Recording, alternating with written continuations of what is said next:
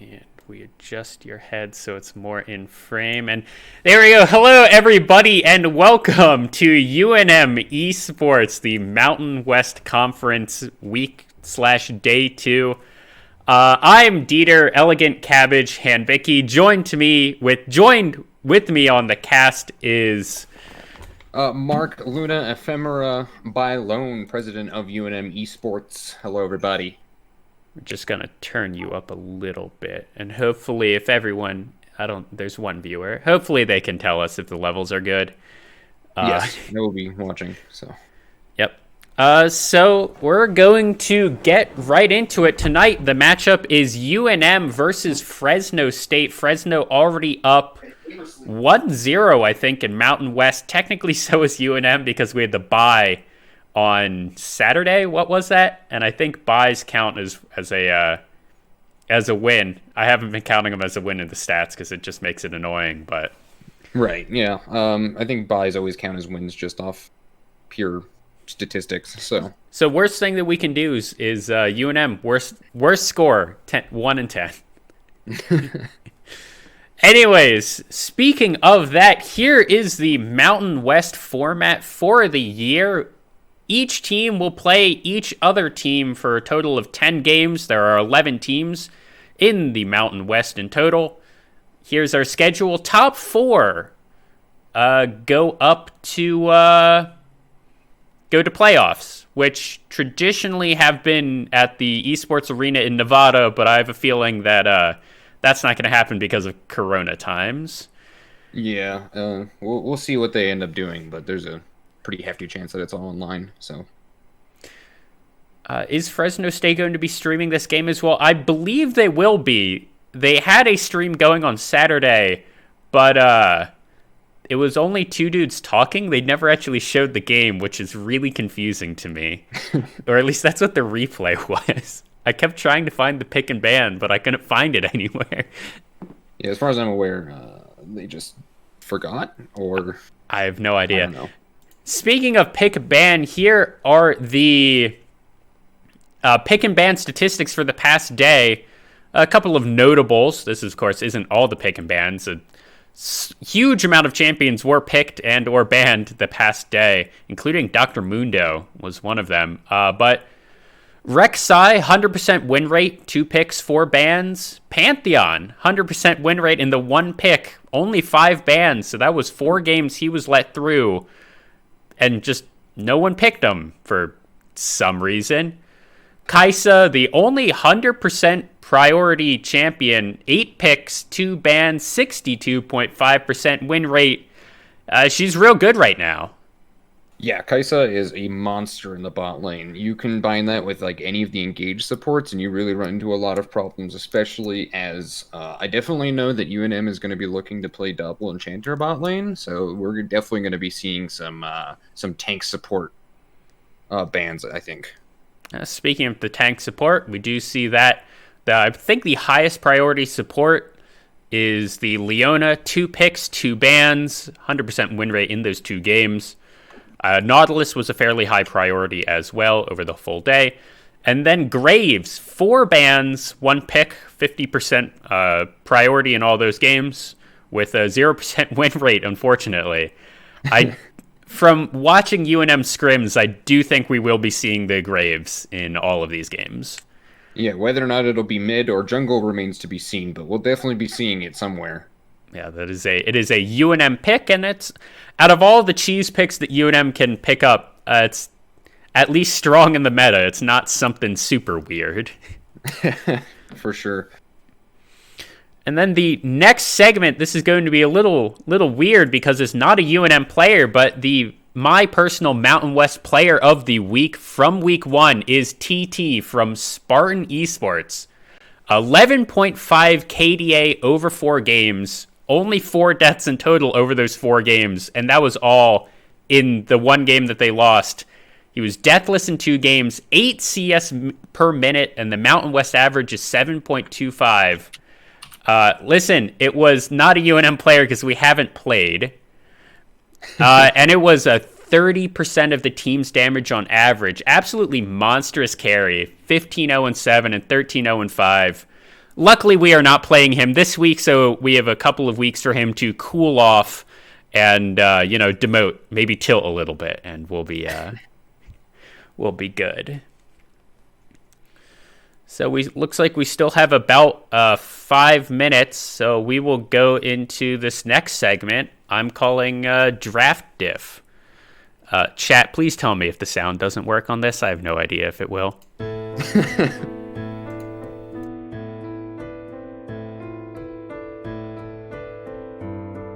Game 2 of Week 1, Boise State versus the University of Wyoming. Boise pulled the dub against Wyoming in Game 1 with a twist on a standard teamfight comp, putting Dean, their all-star support, on Ari. This is how Wyoming struck back in Game 2. The first 3 bans of C-Lol are generally comfort picks or super OPs that the team is known to play. Boise decided to go with the strategy of kicking Wyoming off their comforts. I don't necessarily disagree with this strategy in principle. Wyoming, of course, did the opposite in banning out the 1 OP of Graves and then hitting comfort picks. Wyoming bans are also a cover for their jungler, Devious King being only Gold 2 and the highest skill disparity going against a Masters player in eThug 222. Boise going for the first pick flex pick of Yone. It can generally be flexed between top and mid, but this pick is mostly a mid laner. The interesting thing about this pick is that it wasn't in pick ban from Game 1, despite being a generally A to S tier pick. Here, Boise showing a little bit of flexibility in their drafts.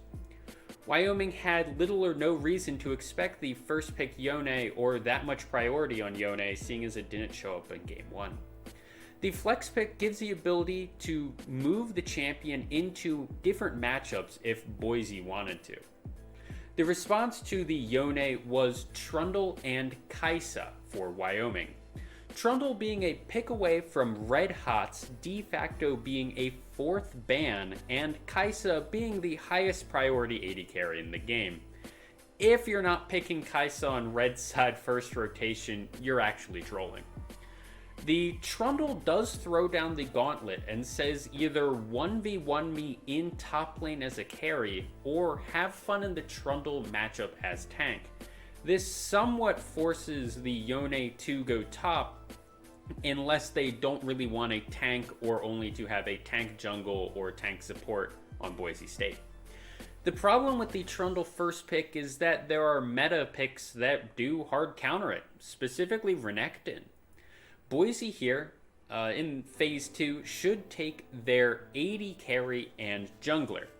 If they expect Dean to carry, they should save last pick for him so that he can get the counter into that matchup. Here they decide to take Jhin and Seraphine.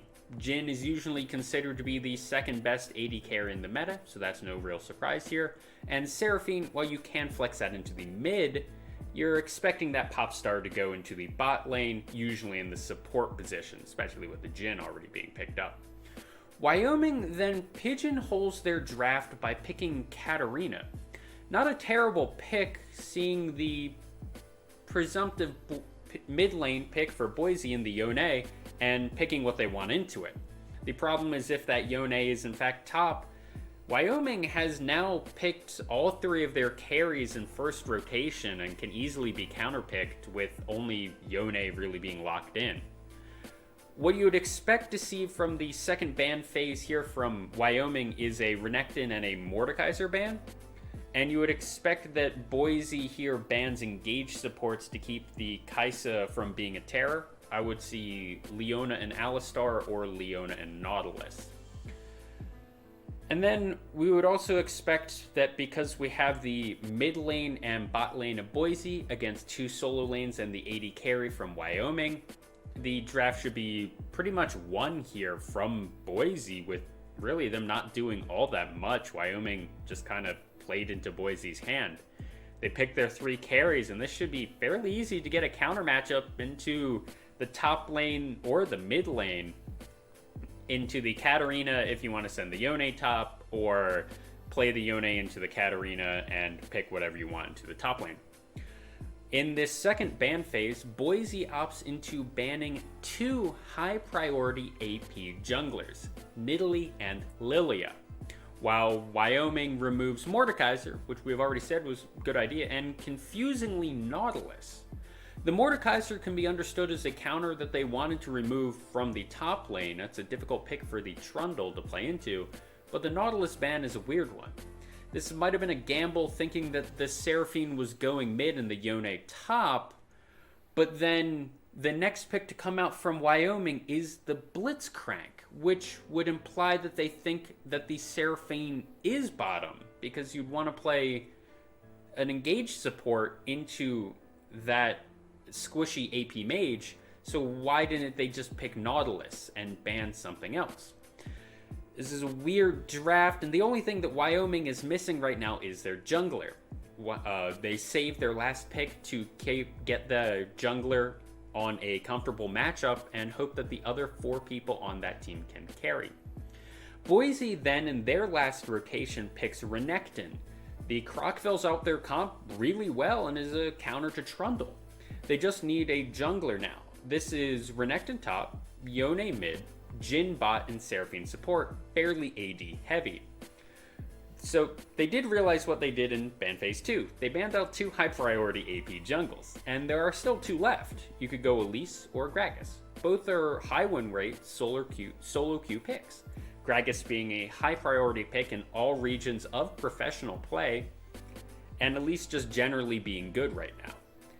Instead of doing that and then having a dive comp, they threw the pick ban, honestly, and they picked Zoe. They could have easily had a team of Renekton, Elise, Yone, Jhin, and Seraphine, or switch that out with the Gragas, which would be a well-rounded, relatively early game team comp with an easily identifiable win con. Dive top or mid, get that lane ahead, and then blast Wyoming in the early to mid-game skirmishes. With the Renekton and Gragas, you're basically unbeatable. This dream draft is completely the opposite of Boise's playstyle. They're a bot-focused team, which is why they had to switch it up at the last moment. However, Boise was up 1 game in this series, so it's not that big of a deal to try and play a different playstyle, and now there's an extra thing that people need to be worried about in future best of 3s. If they win this game with a Renekton top and Elise jungle or something similar, then everyone else needs to be afraid of Boise's top side. Instead, they shoved Zoe into a support role, a Jhin mid into a Katarina, 2 squishy mages, Seraphine and Zoe, into a Blitzcrank, and then they have 0 jungle priority with a carry top. I don't know why they decided to do this. I understand that Zoe is a signature-ish pick, therefore Dean in the bot lane, but in response to this, Wyoming just looks at their jungle and asks for a comfort pick. They've banned like 8 jungles at this point, and they pick Skarner. It's fine, it's a tank jungle, it's going to be fine, and there's no tank on Boise's side. The Scorpion is just going to run in, stun and suppress someone, and Wyoming is going to be able to 100-0 anyone on the side of Boise State. Wyoming now has a really good pick in the skirmish comp. If a rocket grab from Blitz lands, they have more than enough engaged to follow up, and also just really 2 strong carries in the Kaisa and the Katarina with the support of jungle. Boise has 5 members to want to look for picks, and then literally nothing after if that pick fails to happen. If this team on Boise gets behind it all, they just fall apart. They get run down because there's just nothing they can really do. And they hope for a 5-man Seraphine ult to wombo combo them the game. But all in all, from what was a really, really good first rotation draft from Boise State, was just thrown at the end by flexing all of their picks around into off roles that they really just shouldn't be in. Why pick Jhin mid when you already have a Jhin and a Seraphine? Just throw that into the bot lane. pick the Yone into the Katarina, that might suck for the Yone, but you have a counter lane in the top lane, you have a decently fine lane in the bot lane, and just pick Gragas. Even if you're not practiced on him, he's not a hard champion. Unsurprisingly, this draft led to a game 3 with Boise eventually picking up the series win.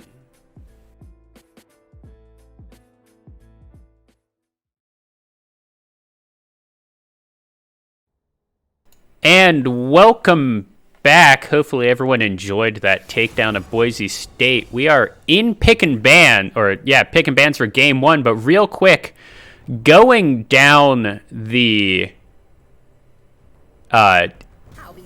team we're in pick and bans. I forgot to put a image capture right here in this slide, so if you'll excuse me for a second, Mark, start casting. Okay, well, immediately no one can see it, but I have a feeling that what we're going to be seeing this first pick through is a classic UNM comp that they've been playing recently. They're going to be looking for Enchanter's bot, AD mid, AP jungle, and a tank top. That is going to be straight up what we're going to be looking at, chances are. There's going to be a lot of bans coming in, probably from the side of UNM to stop those tank supports from being able to engage upon the Enchanter's bot lane, and UNM is going to want to play like heavy kite back. Immediately you're seeing the Heimerdinger ban. It is a well-known fact that PP Sue is a Heimerdinger one-trick in solo queue, although not a one-trick outside of solo queue. Still, we see the bans come in through all the time because of that high win rate. mean, I don't think we've actually seen him play Heimerdinger even in scrims, because it's just always banned.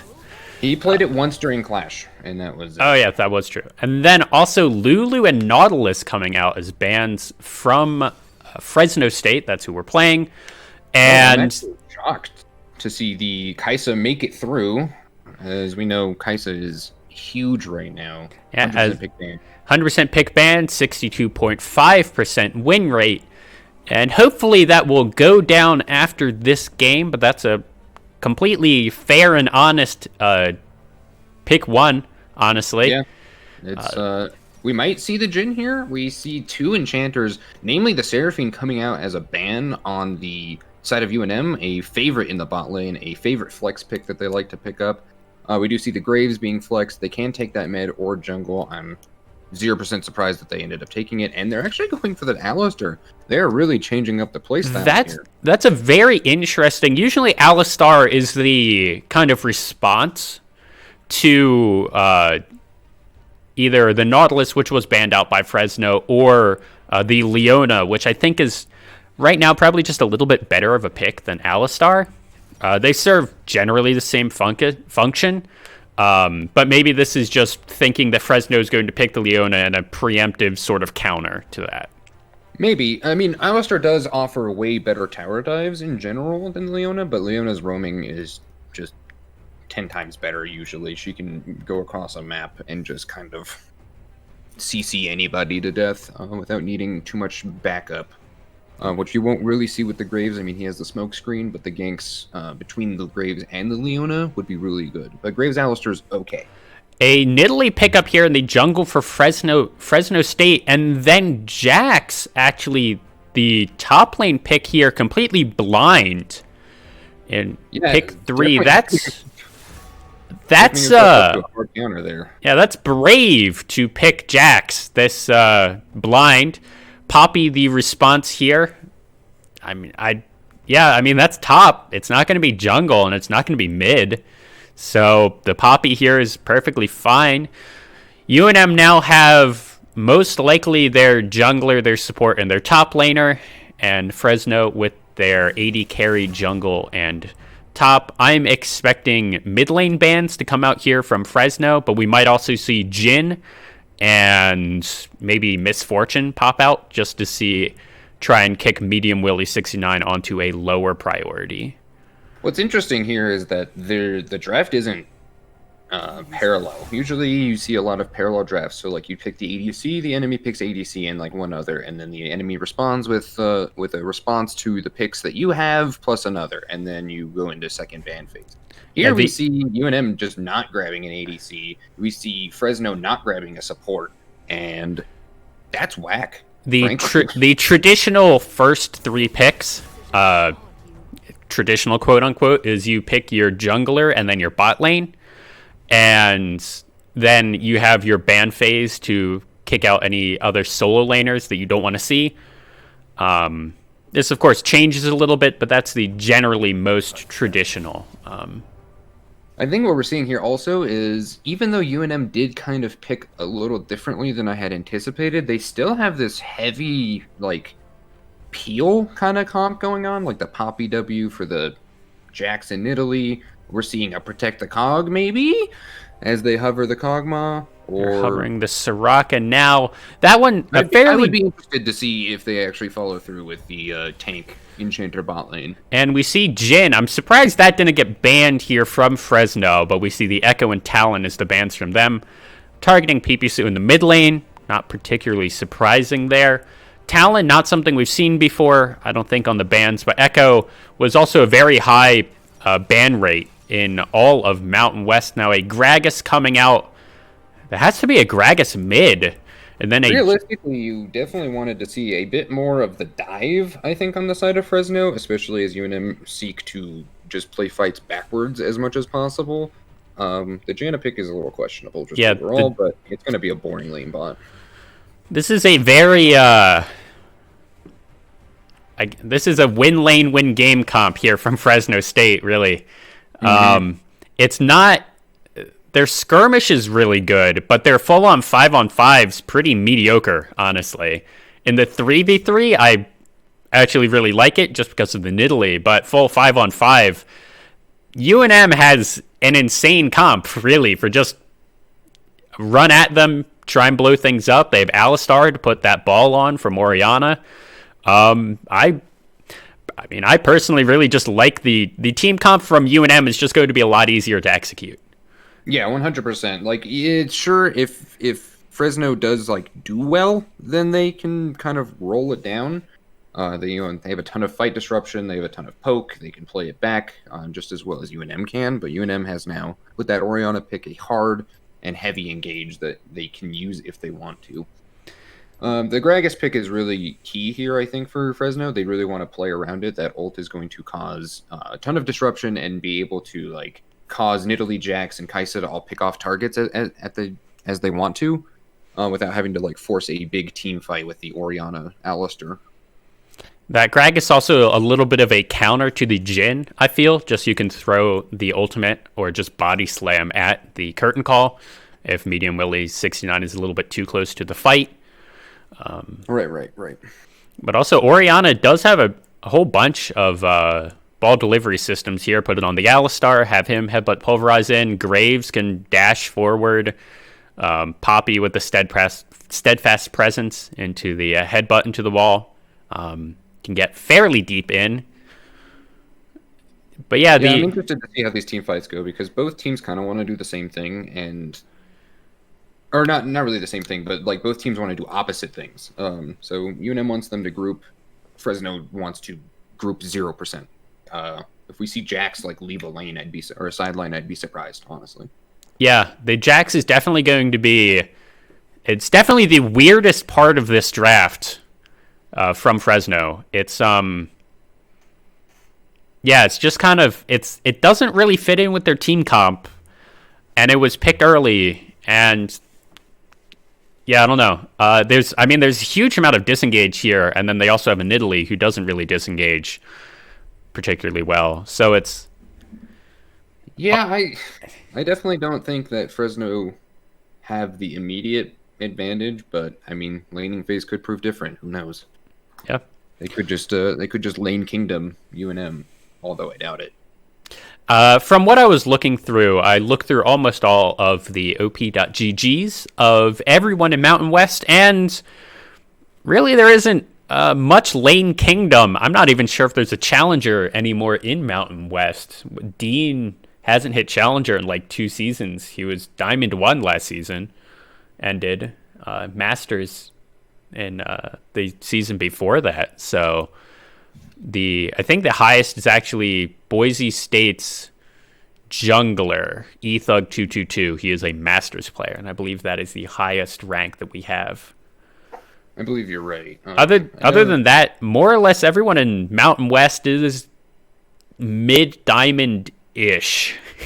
Right. Yeah, there's a little bit of like up and down from that point, but I feel like if you were to average them all out, it'd be like D2, Yeah. D3. No, I'd say D3, like comfortably D3. Comfortably, okay. Well, Going through a lot of the OP.GGs, there's a lot of ending the season at Diamond 4-0 LP, and you're like, yeah, I know exactly how that guy did it. Got to Diamond and stopped playing League of Legends. I do believe you have to worry about the decay, but as long as you bank up those games early, it shouldn't be too much of a problem. Or just get it very late in the season and you'll be fine. So here we are loading in. We get to see skins. It looks like Fresno decided to go with a blue and purple comp, with the exception of Gragas. Countered also by the blue and purple comp of UNM, except for the Graves there, who went with an orange skin. So just across the map for blue or purple, and then one orange. I do like the synergy there. Of course. Purple being a prevailing color in this game, frankly, which I'm not complaining about. You know, it might help if I unsee the going into seeing all the overlays. Anyways, FSU is on this side. UNM's on that side. All right, and looks like from both teams we're seeing a 5-point defense on both. Nothing too crazy here. UNM not having a great level 1, to be honest, and neither does Fresno. Yeah, we see a few. I would give it to Fresno technically, but it's really a few spears being thrown by Leon S. Kennedy, LSK. Just looking for something. Even if he hit one, the person just backs at that point. And defensive wards coming out from UNM. Didicus backed and got his trinket, his red trinket. Interestingly, the Nidalee did not. So there might be a little bit of disparity in vision there. We see 2 wards coming down from Fresno. You definitely expect the Nidalee to be backing for the red trinket because she has her traps as pseudo wards. Pretty easy to throw them somewhere and be able to know if the Graves is there, but might have just forgot. Who knows? I don't think you get traps first since she went spear first. I'm just saying in general. Yeah. And also, I'm not, just in general on Nidalee, I'm not particularly afraid of invades. I guess against a Graves you might be, just because it's a Graves. Jhin doing a bunch of damage early. This lane does suck a bit for Alistar, especially pre-level 2. I drink bathwater's a little rough. Just going to take a bunch of poke damage. As soon as he gets level 2, he'll be more or less okay because he can threaten the alt lane. Especially you're seeing the Kaisa really try to push for level 2 first. Along with the Jaina, they're just autoing. Back on Yuumi, getting level 2 first, that's actually pretty big. And Yellow Cactus really getting beaten up there. And that's also the level, or the lane there, even though Poppy has the steadfast presence to stop the Jax jump, it's still going to be rough for her early levels. All right.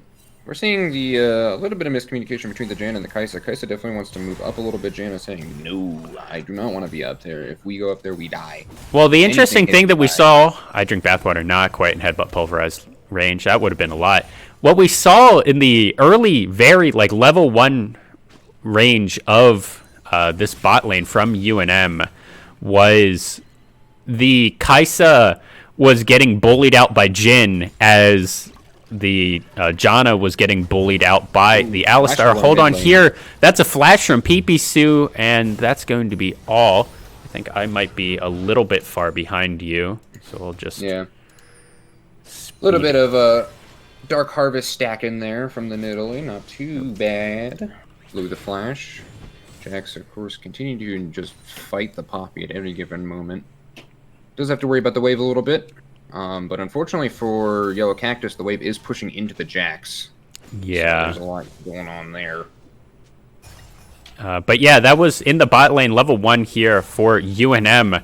Jhin is going to do a little bit more damage to the Kai'Sa level 1 than any damage is going to stick to I Drink Bathwater on that Alistar. Especially, the Alistar has a little bit of healing in his kit.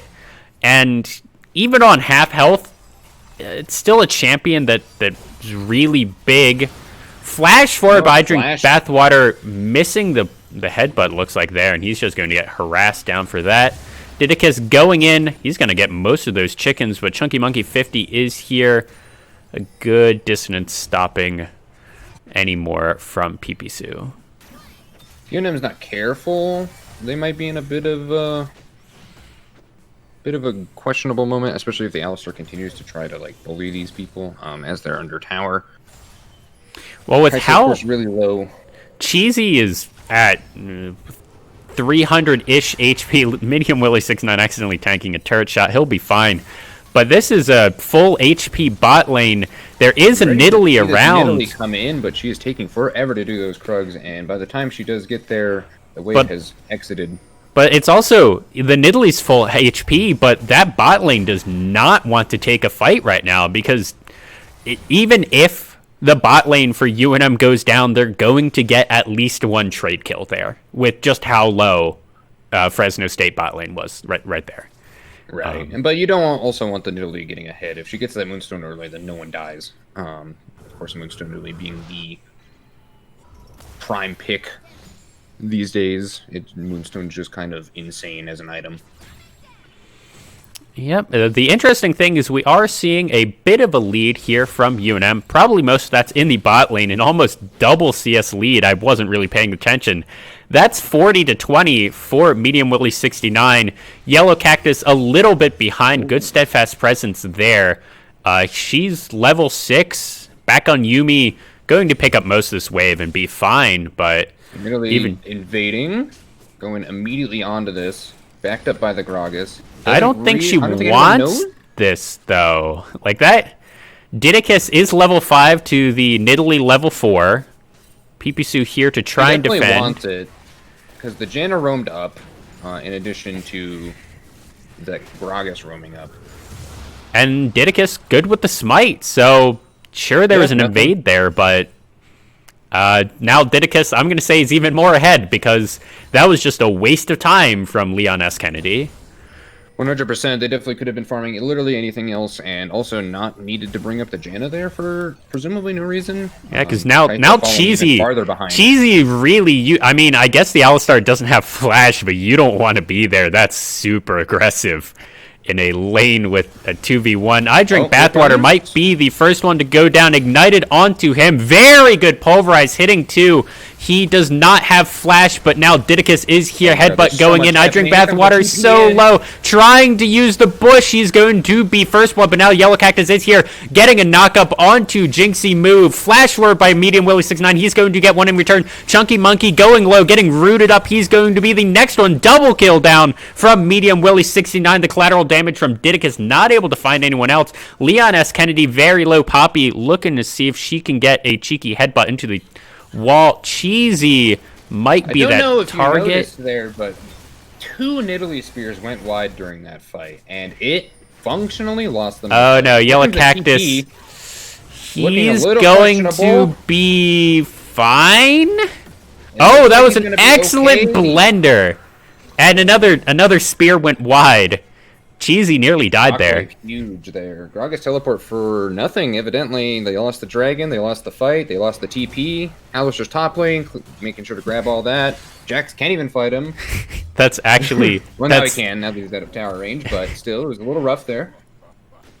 But yeah, the only thing UNM lost there was, what's that, 1.5 turret plates on the top side. I think they might have lost red. Looks like Jax went in and invaded that. But for 2 kills and a dragon, that's fine. Jax is wanting to go in on it, but is too Jax scared to do so. Jax is 30 CS. That is a bit of a problem. Up. True.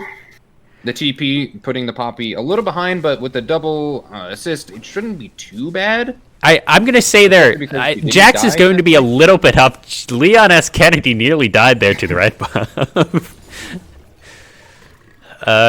Jinxie Moo roamed to the mid lane, but I mean, she's a Janna. I'm not really sure what she's expecting. Run in there, throw a W, hope for the best, I guess.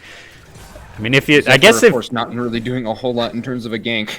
Medium Willie 6'9", seeing the power of that Janna. I'm not gonna lie. Oh no, Medium Willie 6'9" does not have flash. That's a going forward by Cheesy. Medium Willie 6'9" does get shut down. That's actually a pretty big misstep from UNM there. It should be okay. I mean, the shutdown is big, but it was only the extra 150. So, and Kai'Sa doesn't look like she's backing as of right now. So the power spike will be delayed a smidgen as they look to make some plays mid lane here on this Gragas. I think it's going to be pretty noticeable when the only one in mid lane for UNM is an Alistar. And yet, regardless, the Gragas kind of pushes up here. He is body slam. He should be able to get out. Yellow Cactus is only level 7.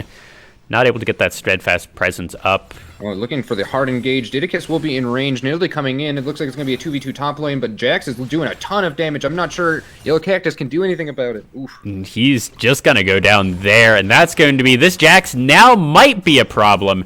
I drink bathwater, getting a headbutt onto a minion. That was pretty good. And now Didicus having to hold top lane.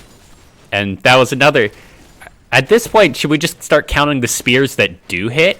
At this point, it might be the play. It's becoming a little worrying.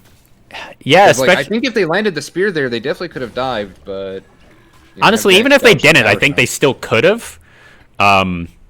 Looks like instead they're going for the Rift Herald, but Poppy will be back in time. We might see another 2v2. Kind of depends on whether or not they check the Rift. They know that this is going down. They have the Rift Scuttle vision in the river, so they should know it's going down.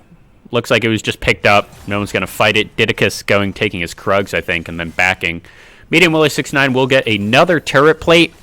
I guess this might be why UNM doesn't really care about the Kai'Sa, because this Kai'Sa is 30 CS down, body slam, and a good flash by Pipisu to dodge out of that explosive barrel from Gragas.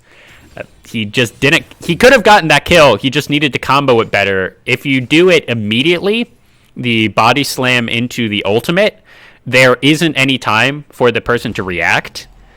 But if you try and get the extra damage in by body slam and use your Drunken Rage W for the extra damage on it, they are able to flash out.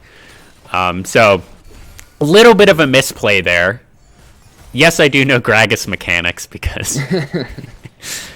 That's fine. I think both teams are going to be looking to set up for Dragon here. Bot lane being pushed, but the mid lane being down a flash is not super great. However, the ult on Gragas won't be up in... It might just be up in time, actually. It looks like, I think, all of the summoner spells for the bot lanes will be up in time for this bot lane fight. I drink bathwater, teleporting back. Or recalling. He has 30 seconds. He should be fine. Decided to cancel that. We actually might see a double TP 4v4 initial here, unless Janna just gets murdered. Barely good Monsoon flash roar by Didicus. Oh, that was so good. If that spear landed, if only. But that means that should be a relatively free dragon for the side of UNM. So the good news for Fresno State is it was only the Janna. They technically could fight this if Jax does get something going here. He does. Jax does have teleport very soon, and he also has a Rift Herald apparently. Yes, he picked up the Rift Herald. You're going to see the Poppy ult try to get rid of the Jax there, but he actually got rid of the Jax and the Rift Herald. This pushes the Rift Herald back into the wave. But Janna is up, and they haven't started the Dragon yet. Peppa pulverized onto Leon S. Kennedy, but now I Drink Bathwater is just going to die for that. I think Yellow Cactus might die in the top lane as well. Oh, huge flash there from the Nidalee. Yeah. And here, I don't know why UNM didn't set it for the dragon or do the dragon. You see Didicus go for red buff there. And he's on a ward. They know that he's there. And now UNM looks like they might just give up top lane turret and a dragon. No, top lane's still standing. But that ward, because no one has... Oh, no, Medium Willie 69, Gale forcing out. He'll be okay. Of course, that being a longer one, there's a TP from the Orianna coming in to, I guess, catch the wave. Initially looking at that Nidalee Janna, but being unable to catch them, just kind of... He should have known he wasn't able to do that. If you look at where the bot lane was from Fresno State, they were in the bot lane. So whoever that was, Leon S. Kennedy was going to just walk down to his bot lane no matter what. Teleport. I don't think this Orianna has enough burst damage at the moment to just blow up a Nidalee, especially not without ult. Not without ult. So questionable teleport there. If they were just going to try look for something and then go farm, I'm still not entirely sure. For UNM, so that is a nice hefty bonus for those two in the bot lane. Jax, of course, being unable to pick up that top lane after the rift because of the poppy ults. However, if we're looking at gold, it's almost dead even. Graves out-farming Nidalee by a significant amount. Jax out-farming Poppy by a significant amount. And we can see where that gold lead... by a significant amount. Yeah. Where that gold leads is 1,000 Didicus is up by on the Nidalee. That's probably just going to get worse. Pretty much even in the mid lane. Almost 1,000 up for a Medium Willie 69. That's no surprise. And I'm honestly surprised that UNM is even losing fights with these gold leads. A pretty significant amount down there from the Poppy. That's almost 2,000, which that might become a problem. The Jax actually hasn't been part of too many team fights recently, so it hasn't been too much of a problem. Headbutt going in, and Leonis Kennedy's just gonna walk out. Yeah, he doesn't want that. He doesn't want any part of that scuttle. He says, "All right, you know what? You can just take the scuttle. It's honestly not worth it."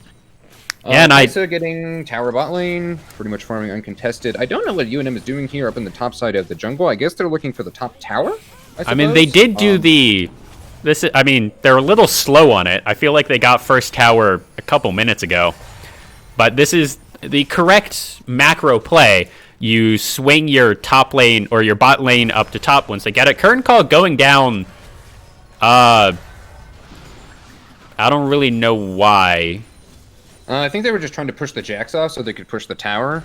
They know that the Kai'Sa was bot lane and that she was, just taking the one tower. But Janna was there and ready to help out. There's going to be 3 people in the top lane. Kai'Sa did just back, but she'll be back soon enough. And it looks like Fresno, their lane assignments, I'm going to say, are possibly even weirder. That's the headbutt. Really looking a little questionable. Might just die here. Didicus going in. Using the collateral damage, but the monsoon, not hurricane, there from Jinxie Moo saving, or at least looks like it was saving, and this should be second herald for UNM. Yeah, here UNM looks to get herald. I guess they're probably going to shove it mid is the best place, or they're going to keep up this top pressure. Yeah, like I said, this Jax is just not leaving a side. This is a weird lane assignment. I mean, I don't really know what Fresno should do, but it's weird that they decided to their bot lane loses to UNM right now. Just full stop. So 100%. It's weird that their play was to put their bot lane in the same lane as the UNM bot lane, because they lose that, and then keep the Poppy push against the Jax. I mean, I guess that puts the Jax and Poppy into a longer lane, which is good for the Jax, because that plus the Nidalee can try and kill the Poppy a little bit more. Headbutt pulverize going in. Cheesy getting ignited. He does still have the ultimate, deciding to flash out, and that's a flash out from Jinxie Moo. Everything burned there, basically. If nothing changes, they're just going to kind of roll it through top lane here. I don't know what Fresno is doing, but they're just now backing. They're backing now, and this is going to be a third charge here from the second Rift Herald. There's no way they don't get this tower here. I don't think they get the tower. It's a little risky to stay for it. But it is, I mean, it's half the tower gone. for nothing. Janna pushing up here actually might die to the Curtain call coming down. I think they'll be fine. Oh, no. So now here, Fresno's looking to rotate back over into Dragon, but so is UNM. With these backs, oh my god, just barely gets the Orianna off the back. I drink bathwater now going in. He's going to probably die for that. He does have flash, but that's going to be a double kill for the Gragas on the board really finally now. 2, 1, and 1. This should be a free Dragon for Fresno as long as they make the rotation over. Looks like they will. They might look at mid tower? I think they're just here. Yeah, they're just going to mid tower. Kai'Sa looked like she wanted to go in for a little bit more. Unfortunately, the headbutt from Yellow Cactus not able to get the stun there. And now Fresno deciding she'll be fine.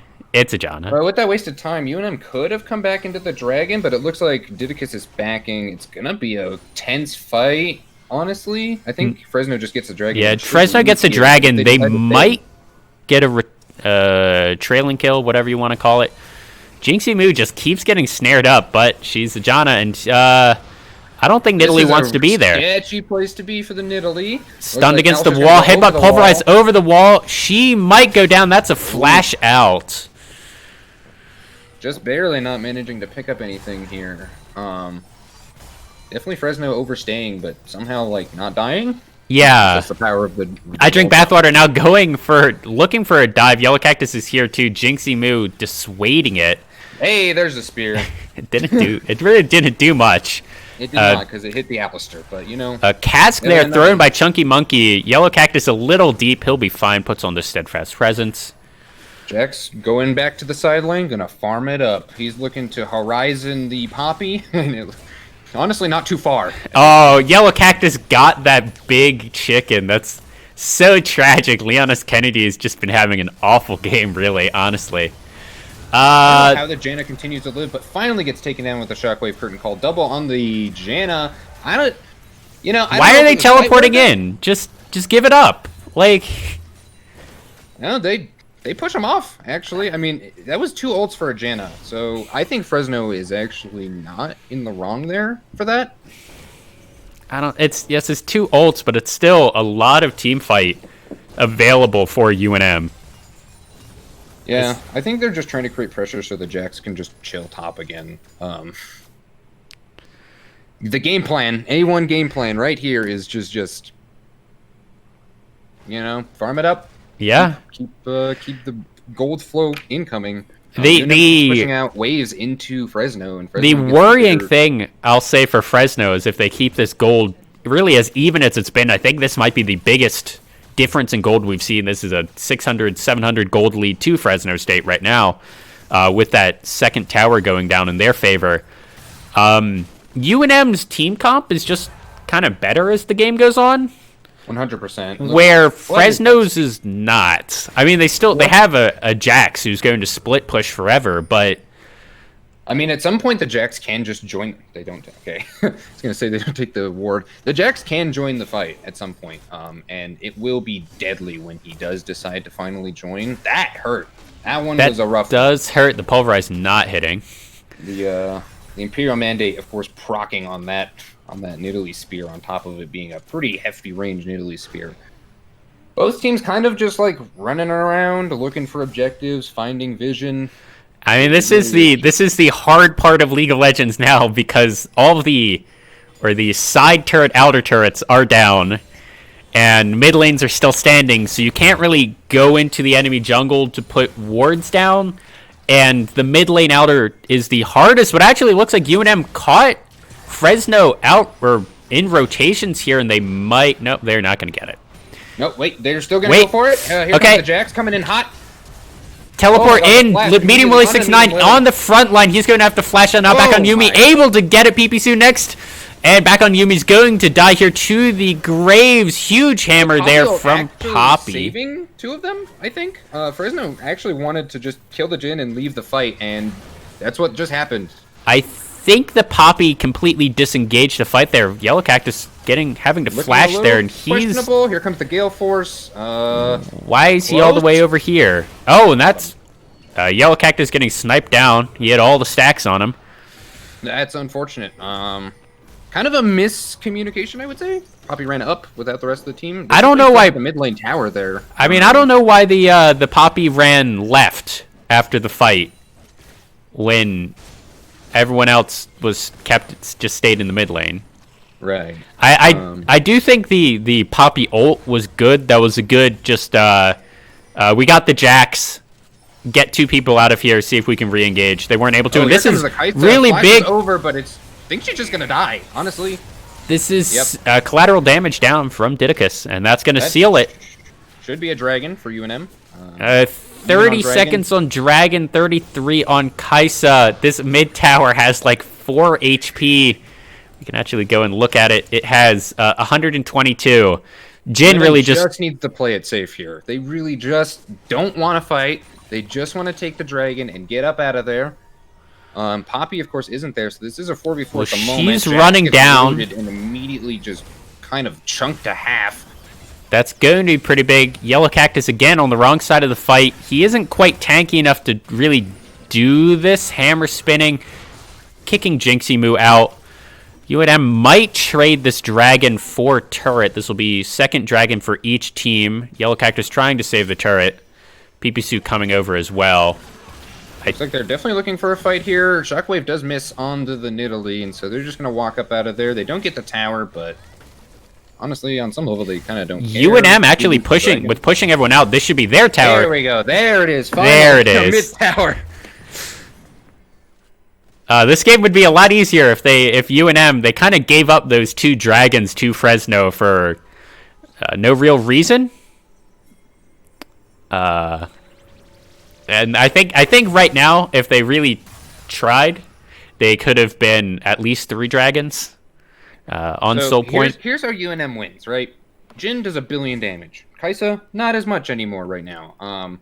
Alistar just needs to stand on top of the Jin. Jax goes in onto the Jin.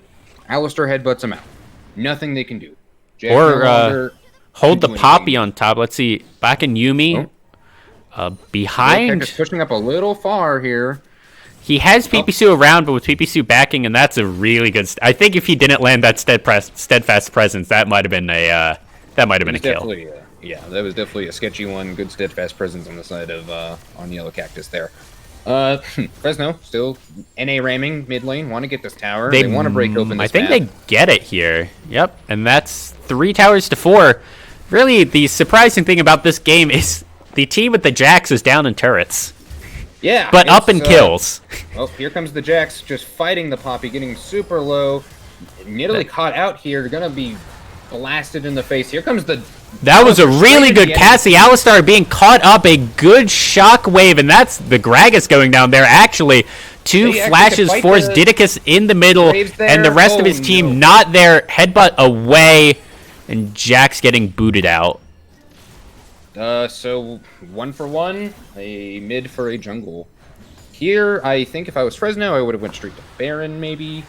Yeah, with the health bars very low on on UNM. I don't know where Boise came from. Yeah, with the health bars low, with the ability of Nidalee to heal. Oh, there's actually a lot going right. I drink bathwater going over and just gonna die.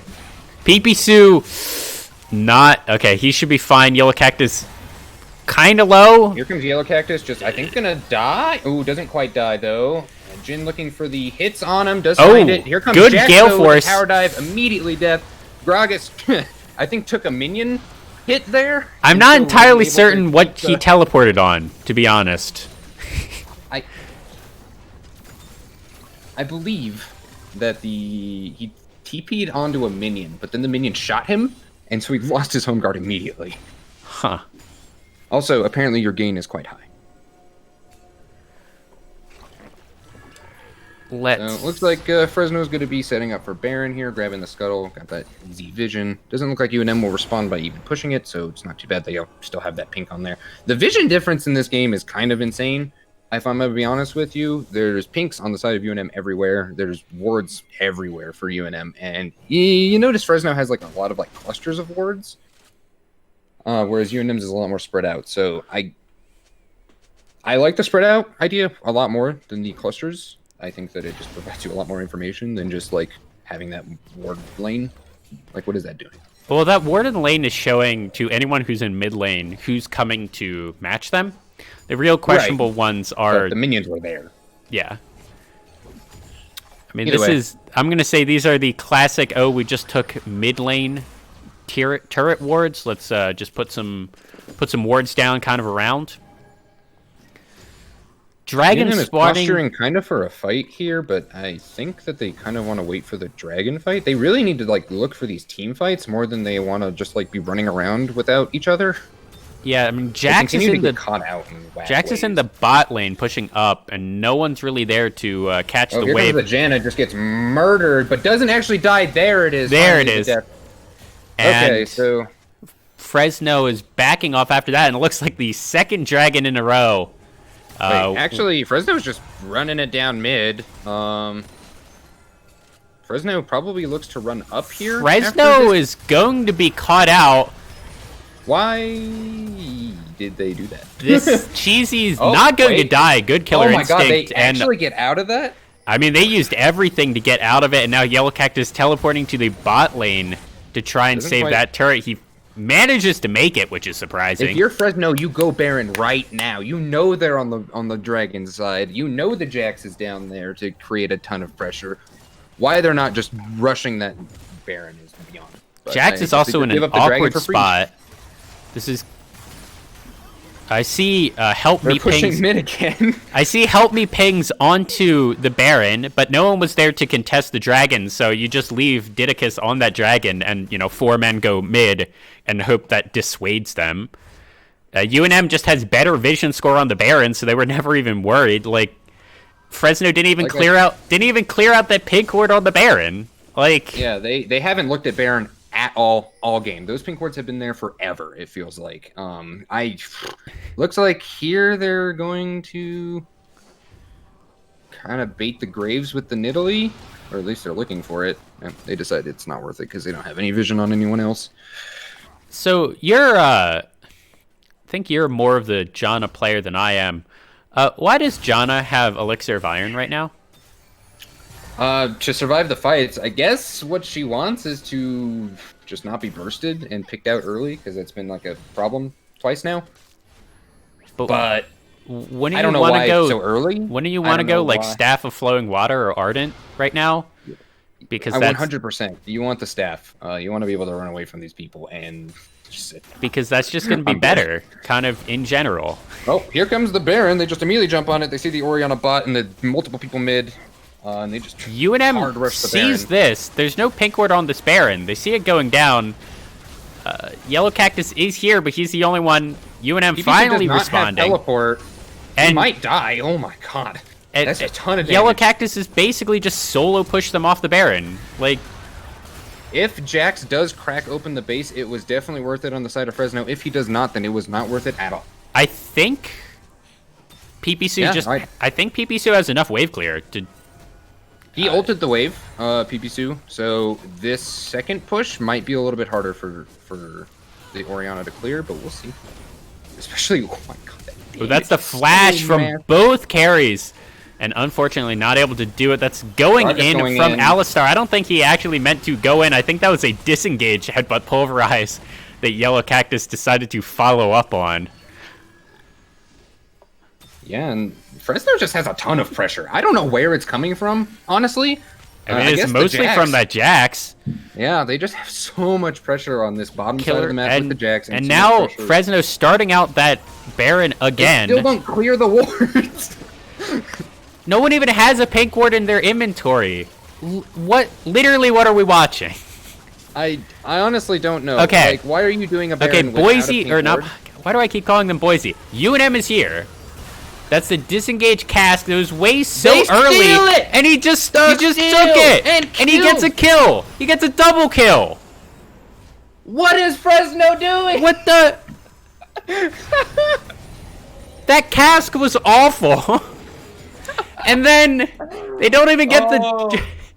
What? Baron throws, Baron throws. Hey, you love to see it. I'm not gonna lie to you. What Whatever. was that? Oh god, that was funny. Okay, well, with that, UNM is in a commanding lead all of a sudden. They've Yeah. caught back up in gold. This and gold are lead is 100 now above. even, but they have Baron for the next 2.5 minutes They ish. Baron and Soul Point up. Yeah. So as soon as Dragon spawns, it's gonna be Soul Point. And They just so, what I want them to do is I want them to push out mid and bot, get those tier 2s, put pressure on the inhib turrets, and then as soon as Dragon spawns, just pull back, take Soul, win game. take Soul. They might I mean, need it's Ocean Soul too, Yeah. so like you just win after that. they might Frankly. need the second Baron after that, but like they'll have Soul, like they're fine. Definitely a very winnable game after that. Didicus immediately moving into MVP territory with that one. Holy moly. It wasn't even like it wasn't blind. It wasn't blind, but he did get Oh, that's a lot of damage, and somehow getting that was a missed ult there from the Oriana. just Collateral barely damage, with getting double. 2. Really, Medium Willie 69 able to pick up that last one with the 4-shot, and that's Alright, yeah. going to be That's gonna be Soul. that's Very cool. Soul. I'm not a huge fan of the past, I'm gonna say, minute or so of UNM's lane allocations. Oh, that's Yeah, a it's been a little teleport bit- from oh, wait. Jax. Let's see They what he can immediately do. want This is this. a really big flag. UNM. It is whack. Oh no, doesn't Medium quite- Willie 69 able to get out of it. I drink bathwater and Yellow Cactus on the front line. The cast completely misses Medium Willie 69 Kaisa having on the the flash. Jin gets the kill. Unfortunately, Jax is just kind of tanking the enemy team, but he doesn't actually die. He's still life-stealing, doesn't quite get it. Kaisa in the backline murdering everybody. But while this is happening, Didicus is just taking the dragon. Chunky Monkey 50 going to die. Kaisa on the wrong side of the map. She's Kaisa going really to needed die. to kind of be doing more there. That Doesn't. Might just die to the graves here. Looking He for should. some cooldowns, I think. Yellow Cactus might get this Actually, turret. she does get out. Gets the E. Speed up. UNM, come on. At least get one turret with your Baron. You Nope. got this. They do not. Okay. Well, Well, the good news is they got Ocean Soul. So that makes they have a team fight comp. So that just kind of makes it better. Really. truly. Yeah, it really does. Cool. Well, definitely a commanding lead for UNM. All they have to do is just play well and win the game. Yeah. Because right now, Fresno keeps looking for like team fights, but they don't have a team fight comp.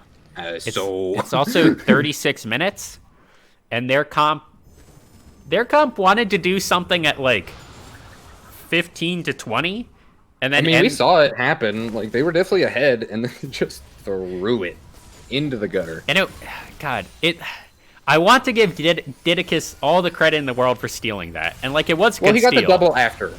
Yeah. Is the reason that I think it was really good. Is he got the steal and the double afterwards, and then he instead of taking a fight, he goes for the dragon.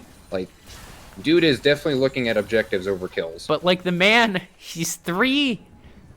Okay, it was a good play from UNM, but it was a good play from UNM because Fresno just tossed it. They just I mean, true. it wasn't literally even a threw it toss. It was just a gift. It was a, hey, you're 3 levels up on our jungler. We don't have a pink ward on this Baron. I don't even think they cleared out the vision. Would you like this? Yeah, it was silly. Jaina in a questionable position again. Doesn't manage to actually have anything get found though. Poppy getting really tanky right now. Doesn't take a whole lot of damage. I mean, he is Ocean Soul. That's And also that. So I at mean, this really, point, UNM I'm can gonna- just kind of siege forever. I They think don't want to. the tankiest person on this team is most likely Didicus with the Ocean Soul. Tons of damage. He's going to be drain tanking for the foreseeable future. And Nidalee gets caught out off the Nidalee- side, immediately gets murdered. There's no way she doesn't die here, and UNM push off that. I don't know what Kaisa's doing. trying to chase Cheesy, him in the you don't back. want to be there, bro. I drink 100%. bathwater looking for the dive. They're just going to take that turret. At this point, UNM just, with the Ocean Soul, need to pull the trigger on the dive. There's no reason that they need to, like, not dive this. Oh, gosh, they won't, though. I They're mean, down a it's- person. They have the Alistar. they have a ult. Poppy. Level 17. Yeah, 100%. The Jax is the level dive so 18. good. He's going Here in. comes the Yellow Jax. Cactus a little bit caught out. Pipisu does Indeed. have ultimate. He's not going to commit, and Yellow Cactus going to get shut down. with 55 seconds on that death timer and 30 seconds until Baron. And oh no, Chunky Monkey just barely not getting that belly slam. Yeah, Baron's gonna be coming up, but again, UNM has the Baron, or I mean the Ocean Soul, so shouldn't be a problem, especially because Fresno doesn't like to ward. The real problem is going to be Fresno should, and it looks like they are setting up for this Baron on spawn. Yellow Cactus, it's going to be 25 seconds. Oh, wait, here comes the Jax, kind of zoning off the... This is what they should have done. Whoa. The other Baron. Chunky Monkey getting stunned up. PP Sue getting an excellent ult right out of the going golden, going the Zonias. Even if they get Baron here, they actually... I thought that was... Wait. Oh, no. Oh, that's a no. shutdown. Now, really Medium Willie bad. 69 on the front line. That's a teleport in from Yellow Cactus. He's Jax going to get a flank. Jax Jax on the back line. I Drink Bathwater is there. Wait, Poppy TP?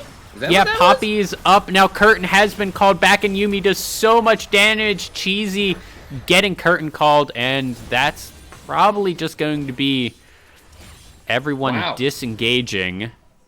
Fresno is still looking for a fight here. Kaisa is really low on mana. I don't think they want to fight. They think they really want to back up and get prepared for this. Elder Dragon's coming up in a minute 30. Yeah, Fresno's going to try and get as much as they can do on the map. I Drink Bathwater. Why are you? Okay, the rest of his team is there. Yellow Cactus is fine against this Nidalee, I'm going to say. Yeah, Nidalee, unfortunately, not really doing anything, to be honest. She didn't even go Moonstone, which is really weird. The reason you play Nidalee right now is because Moonstone gives your entire team half their HP bar back. Yeah, it keeps the Nidalee a little bit more relevant throughout the later series, or the later parts of the game, I would say. Yeah, it's definitely questionable. What's also questionable is the Gragas being top lane here. Elder Dragon spawning in 45 seconds. He will leave. He'll be able to waddle his way down there in time. This is a tense game, 40 minutes. Yeah, the important thing about that Gragas being top is now UNM has a fairly large wave crashing into them, and where are the sweepers? About 30 seconds. We see pink wards here down. A lot of vision control here. No teleports in the back line. Back in Yumi, one of my least favorite item changes is the Guardian Angel is a lot less clear now, but back in Yumi does have that, and that's a pretty big buy from him. Mid lane pushing towards UNM. I think they'll be fine. Oh, wait, the Poppy ult went off there. Back in Yumi going in, he's Here really comes immediately strong. Gragas into the back line. There is so much peel for this Jhin. It's going to be wonderful. Kaisa is trying to front to back, but she just doesn't really have the damage the same as the Jhin does. Jax still has GA up. I'm surprised he's not still jumping in there. He might just... Ooh, that's Cheesy having to flash out. Yeah, it looks like Jan is going to die. Ooh, nope, that's a flash. This should be the dragon. Jax deciding to try and split push his way to victory. Yeah, it looks like PPSU. Jax is just looking for... Janna with the Bloodwater Tornado Dreams, but doesn't quite even get there. PPC is gonna die. Oh, yeah. Oh, that was very close, I think, to maybe getting the execute. God, this game is it's an intense one, a long one. UNM, I'm thinking, Medium Willie. They can do it. They can do it. I'm gonna say they need a little bit more grievous wounds on their team. Not to say that they don't have it, but they only have it on Poppy and Alistar. So yeah, and that's only assuming that they are getting autoed, and there's no way, no reason, no why. Yeah, Jax is not autoing those two. He might get the Alistar just because the Alistar is jumping on him in the middle of it, but honestly, no. I think that if that Gragas ult had landed correctly, that was a definite Fresno fight, but the Gragas ults have not been super great. There's been a couple of good ones, but for the most part, it's been rough. Also, the vision on the side of Fresno State is atrocious. I want to just cry. Kaisa, I'm going to say, has slowly and quietly been... not hard carrying, but soft carrying this game. 5-1-6, 700 gold shutdown. She's full build. Yellow Cactus going in. I think he did not want to hit They that actually person. don't want this. Excellent tornado there, actually. Yeah. Fresno really looking to disengage. I think they could have kited it out, but they had no idea where the rest of UNM was. So they just decided. This is where UNM needs to dive. Yeah, so 100% UNM can just... Why? Unbreakable Unbreakable will. Yeah. Okay. Okay, maybe they don't need to dive. Okay, Fresno's gonna give it up. They want to fight on the double tower. It almost looks like they're base racing. Jack's backing off. He's TPing into the back line. Kaisa gets immediately murdered. Immediately going down. That's huge. Really big cask as well. I drink bathwater tanking. So is Yellow Cactus on the back side. So far behind. Oh no. They might just win the game. They're just going to win the game before Jax gets there. That's hilarious. Oh, let's go. Why did he TP so far back? Why was he top lane? I think he didn't want to TP to one of the. He didn't want to TP to one of the towers because it was going to go down so quickly. And let's go. Thank God. It's getting a little sketchy there for a minute, but we pulled through. Yeah, we. Oh my God, that was a lot of damage by that Jax. Yeah, I can't imagine. If they had anything worse on the side of UNM, that Jax would have rolled it through 100%. Yeah. Also, if Fresno had played their comp correctly and not looked for team fights all over the place. Yeah, I think that was a little bit of a draft diff. Hold on.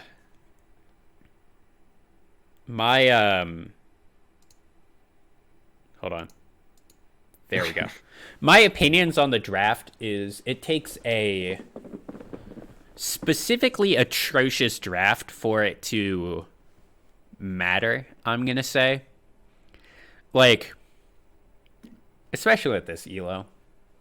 But also in pro play, like a bad, quote-unquote, bad draft is going to make it more like 55-45 if teams were completely evenly matched up than, the 50-50 that it's might be. And that might matter in, some of these matchups that are really close, right? 55-45 might be the difference. But, yeah, there are specific games that are, yeah, you look at the draft and you just kind of go, now why did they do that? Like, why did they first rotation a Jax? Yeah, it did good, sure, but it also did nothing overall. He never even cracked the base. I mean, he tried, but he certainly drew a lot of pressure, and Fresno threw it all away by not sweeping anything ever.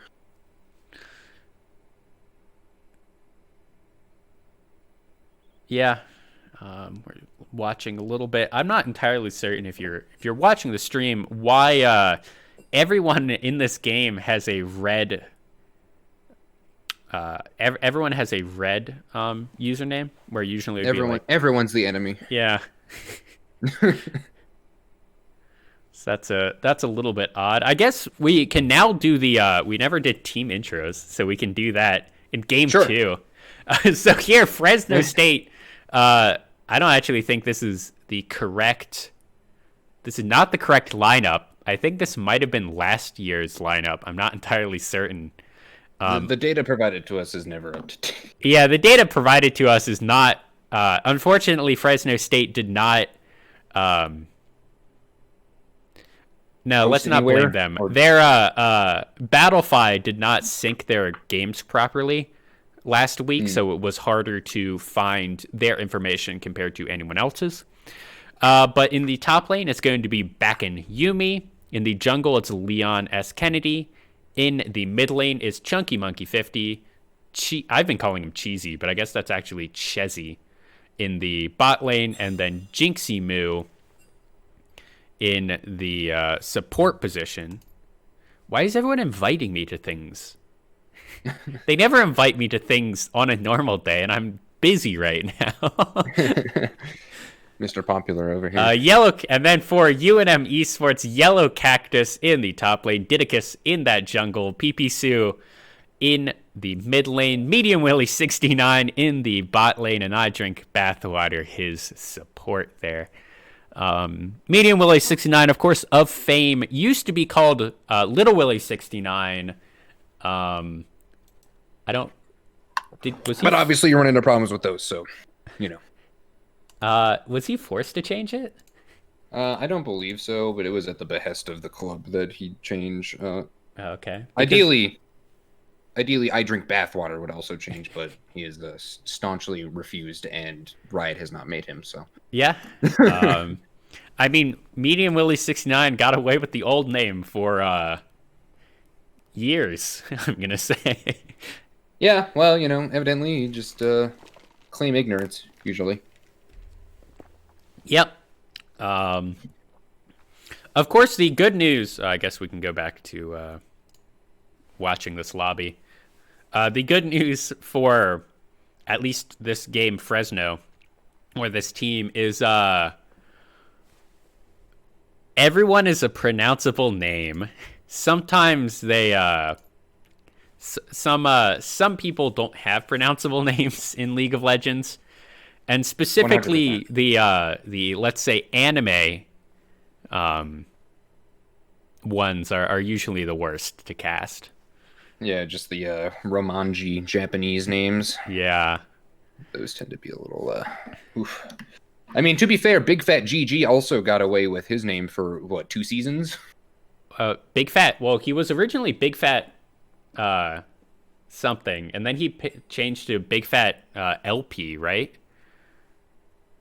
Yeah, I believe so. Well, because, yeah. It was like a whole thing that, before Riot knew what Chinese was. Also, they were bought by Tencent. That was before esports was really a thing, and here we are, Champion Select for Game 2. The Camille and the Jax banned away here. UNM saying Back in Yumi is the only person who's going to carry this Fresno team. We're targeting him. I feel like the Kaisa is a big pick here. It was doing really good, and they just let it through again. Yeah, maybe they first pick it, but I doubt it. Talia being the last ban here for UNM, they're really just going through these, and I think those were the same bans from Fresno State in Game 1, pretty much saying they want to run it back. And UNM doesn't ban the Seraphine and picks it this time. I think we might see the double. Yeah, that's going to be that. This signals they're doing the double mage bot lane. Yeah, if Fresno was paying any attention to UNM's past games, they should pick a tank here. They should pick the Rel before it gets banned out, 100%. Honestly, they shouldn't have... That forces the Seraphine out of the bot lane and probably into the middle. They shouldn't have... I don't know why they've been banning the Nautilus. They should have just picked the... this would be... If they just did, Kaisa Nautilus right here, then UNM goes, well, that sucks. Okay, so they do the hard dive. They still don't pick up their support here, which I think is a huge mistake, but it's fine. We'll see what... Well, they still have one more. I don't think UNM's going to pick Rel right here. True, they are likely not to.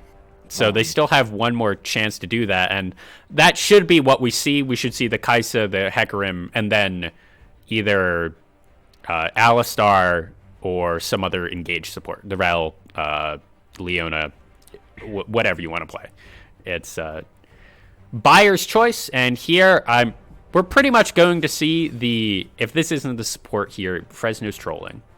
Yeah, 100% they're throwing if they don't pick a tank support here, even if it's into the Alistar, even if Alistar tends to kind of body enemy tank lines, it's just so worth it to be able to jump into the side of UNM if they go for... Well, with the Alistar, they're not going the double AP bot lane, but still. And they're going Aurelia. Okay. Why? Because they didn't want Aurelia to be banned out. I guess? I don't know. I feel like Aurelia might be a little bit better of a blind pick than Jax. Just because... It is, but you don't have to blind pick it. They continue to force themselves into a blind pick that they don't need to do. Yeah, UNM technically still really flexible here. That Seraphine, most likely in the bot lane. Could go mid, though. Yeah, it could go mid. I doubt it, but it might. I mean, they still could pick up... They're probably going to go tank top here. I'm surprised the Gragas ban, that was pretty good on the side of Fresno from last game. I'm surprised that we see it banned. I almost would have rathered UNM just kind of snap pick it. The Talon ban is interesting. I don't think anyone plays Talon. I have to assume we've seen it both games. Both games. I have to assume that PP Sue plays it, or it's in their match history. I'm more so. I think that it's like a counter to whatever Fresno wants to do. I don't know because Maybe. they pick. There's the Rel ban. I do like that. Why wouldn't you ban Rel? even if Alistair like can headbutt you out, you still get like so much going for you as Rel into the Alistair lane. Like you yoink people's armor off of her passive, And you can just kind of I was yoink it thinking off we were with- going to see the set. Okay, so this is a garbage draft by Fresno State because they have their support left and they picked all AD. Like Yeah, they don't even have the Seraphine to fall back on. Like they can't UNM just just pick picks Seraphine to Ornn flex right them. here. They just pick Ornn and go, haha, he's never gonna die. Like first item. Malphite. Yeah. Either one. Malphite. Just pick Malphite. I think that sets top. That's fine, I guess. It's okay. Oh, rock solid. Come on, give me the rock solid. I've never seen Yellow Cactus lose these. Mostly because it's a broken champion right now, but 100%. You stack armor, win the game. Oh my god, they're doing we it. did it. We Let's did it, go! boys. 100% won in draft. Can we get some hype? Let's go. I am a little bit worried that UNM kind of has no damage with this team comp. No, Lilia does a ton, so does Set, as long as they're ahead. They have CC for days though. Yeah. Like Eventually, straight up, they'll just stand around in the enemy team long enough with Sunfire to kill them. I think this would be imagine if you will. This team comp, now instead of having a Seraphine, it was a Kaisa. True, 100%. Like, agree. oh my god. Okay. Like Yeah, Fresno, of course, realizing their mistake and picking up the Lux support, but Yeah. I don't think it's going to be enough. that might be a little bit. The Lux is kind of annoying to play the Alistar into, but I have a feeling it's going to be similar to the The Janna The game where Janna you, from you kind of, last game? sack the level 1 and, sack kind of your early pressure and then just become an unkillable tank god. yeah. Pop R, win games. Yeah, this is. I mean, it's just a garbage comp from Fresno. Yeah, I really don't have any other words to say other than better hope that lanes win really early and really hard. Yeah. Because otherwise you're just gonna die. Like Malphite's just gonna buy Thornmail and you're just gonna die. I mean, I'm gonna be real. It's. I'm not a huge fan of the comp from UNM either. But I think it's a pretty hefty team fight comp. as It's really as a easy to counter execute. to Fresno, it's pretty good. UNM does need to win, not early, but their late game is going to be a little bit rough just because the enemy team has a Kaisa, and out of all the champions that shred tanks, Kaisa is definitely up there. I mean, she's the only ADC that shreds tanks right now. That's meta. I mean, of course you have Vayne around, but she doesn't do anything anymore right now with her items. So you're basically just kind of stuck with Kaisa. Kog'Maw is not meta right now. You can build a comp around him, but you have to build a whole comp around him. Yeah. I mean, this. Just imagine this comp. Like, there's so many things that UNM could have done here that I think would have just been a little bit better. Like, picking the Kaisa away themselves. And then they don't have any tank shred. UNM just doesn't respect the Kaisa. Yeah, I think, like, is if they really the just- big thing. If they took the Kaisa away, didn't have the Seraphine here, like, their team fight would just be better. Their bot lane would be monstrous. Like even if UNM doesn't play Kaisa, in that case you pick or you ban it away. Well, yeah, I it's also. I just think that Kaisa is so powerful right now, and just it's so ridiculous to like let it through. It's like the Pantheon, you know. But it I don't know if, how it's not been banned. if you don't pick the Kaisa, you probably go into the Jhin, and Right. the Jin's gonna do literally nothing versus Malphite, like Right. like literally nothing. Whereas the Kaisa might actually be able to kill the Malphite eventually with her passive, but the Jhin isn't. Like, realistically, if UNM banned Kai'Sa, they would force the bot lane into AP, which would be better for them. But then you go, like, double burn bot lane on somebody like Malzahar or, I don't know, whoever goes bot lane these days is an AP. I think Swain is the... Swing, yeah. Not the highest. Honestly, like, the I would have highest preferred the priority, Swain over the Lux, I think, in terms of just, like, trying to make up for that AP damage here. I think Swain offers a lot. Yeah, I think it would have also been a little bit better because the team fight for Fresno is just get in there. Like, yep. And the Swain, he wants to get in the middle of it.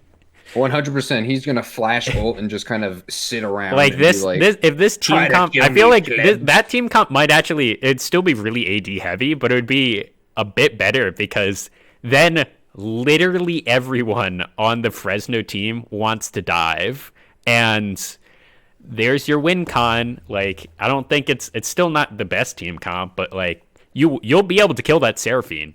Like, so 100%. Here's your one saving grace as with the Lux pick. Since they already did it, might as well see what they can do with it. Their main goal here is to catch the Seraphine in a Lux snare and just one tap her. You can also do that if you can 100 to 0 a set. It's a little bit harder. Yeah, he tends to press the Q button, and then it's like, oh, he has a second health bar. Cool. Yeah, but he's generally vulnerable to that kind of to just CC. Right. Hey, I'm just saying that, like, it's, in terms of Fresno's hopes here, they're far and few in between. Looks like we're seeing an invade. We're seeing pings come out. I don't, not a huge fan of the invade from really either side. No, if Lux takes Q and manages to find something, it can be really good. Alistar's level 1 can be really questionable without Flash. If Seraphine takes E, it could be really, really good. But the rest of the team just has damage. Like, there's no other CC to keep them there, so they just have to... UNM deciding against actually going for the invade, yeah. So I guess they were just looking to see if anyone was getting cheeky over in the tri-bush. Yeah, I mean, I guess with the Lux, you can do that. Yeah, you know, if she wanted to try to push for whatever reason. Although I'm not...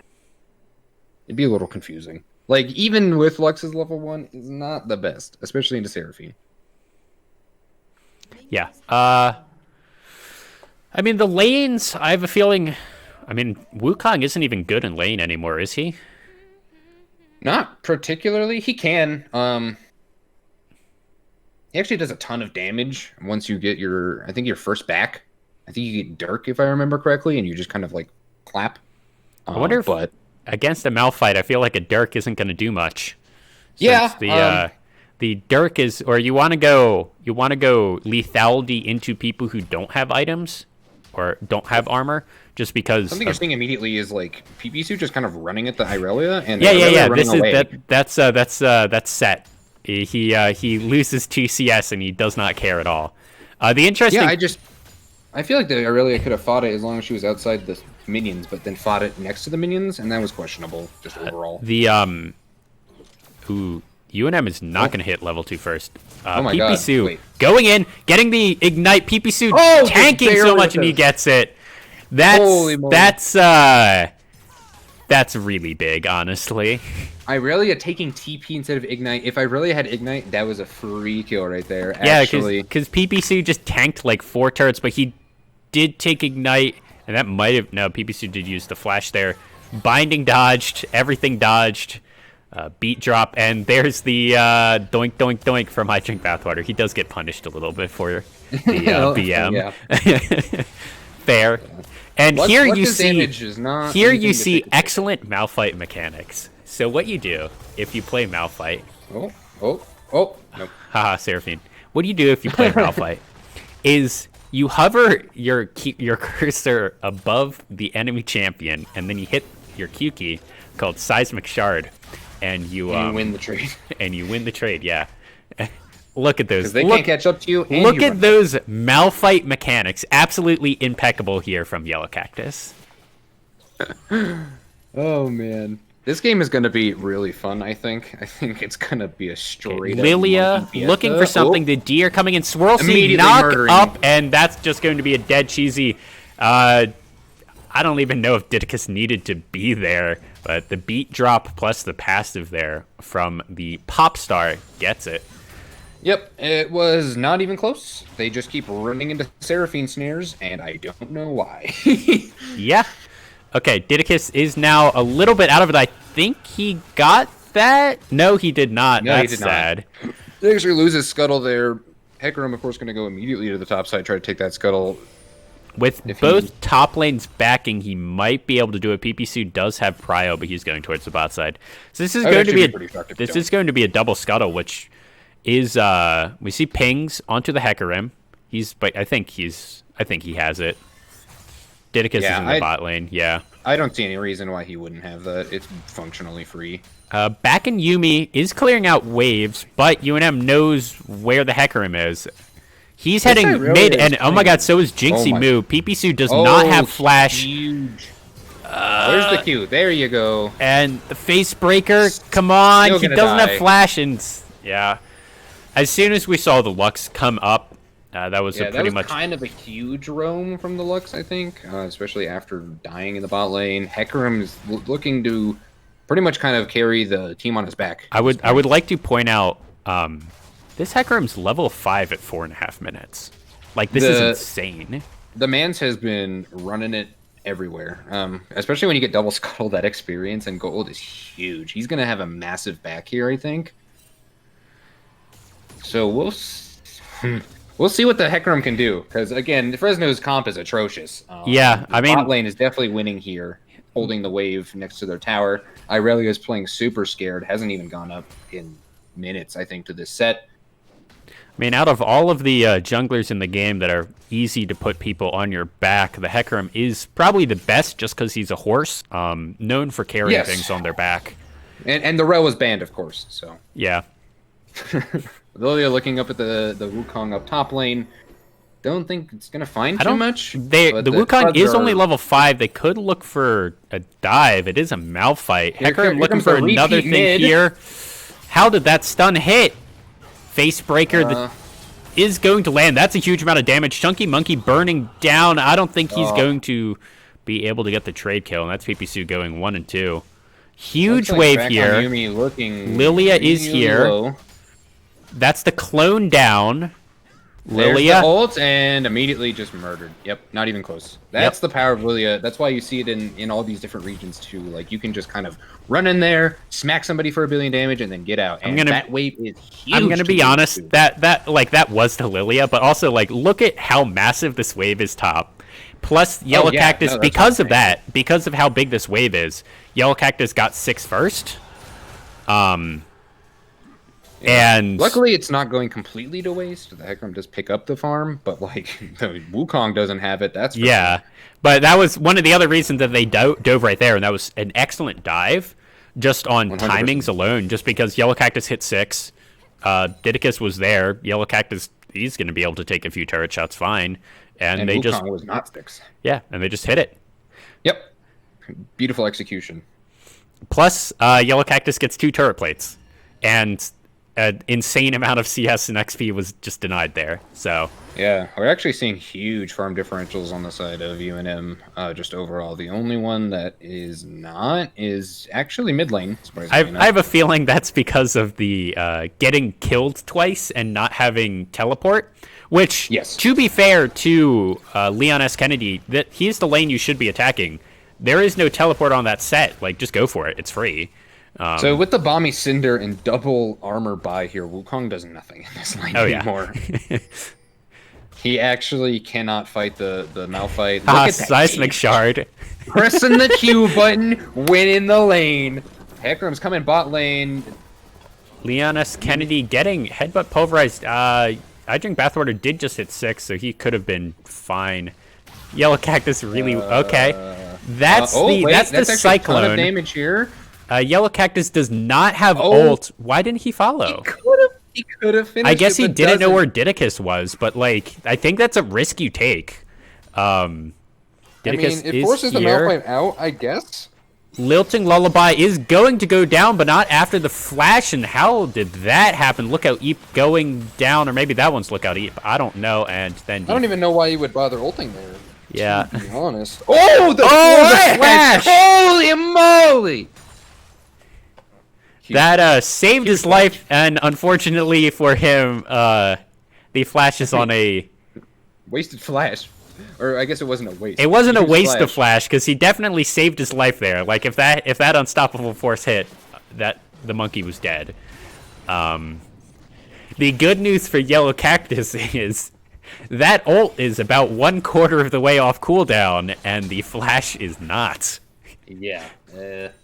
Saves your life. Fight another day, but that day is coming. It's fast approaching. It's not a day. It's more of a couple of hours. Yeah. Yeesh. All right. Well, Hecarim continuing to try to put the team on his back, and the team refusing to get on the horse. Frankly. Yeah, and comp diff, as they say.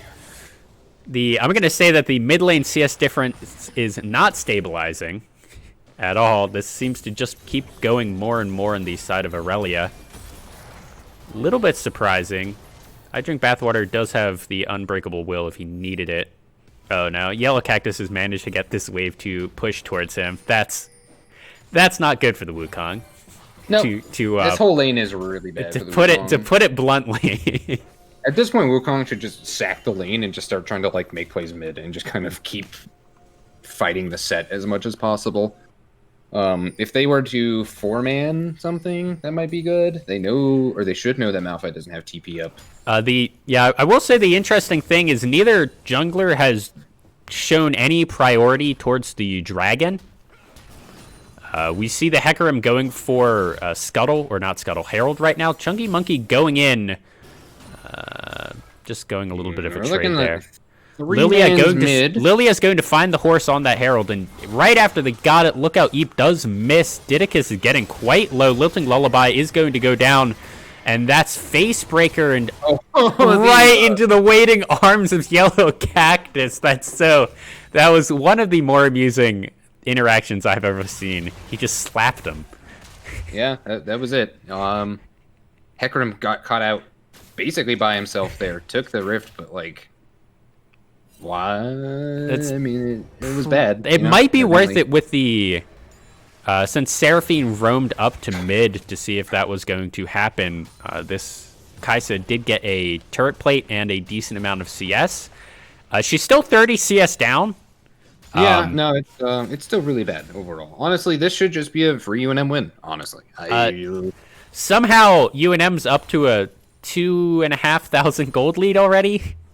Yeah, it's 11 minutes, 2,500 gold lead. 100% draft diff.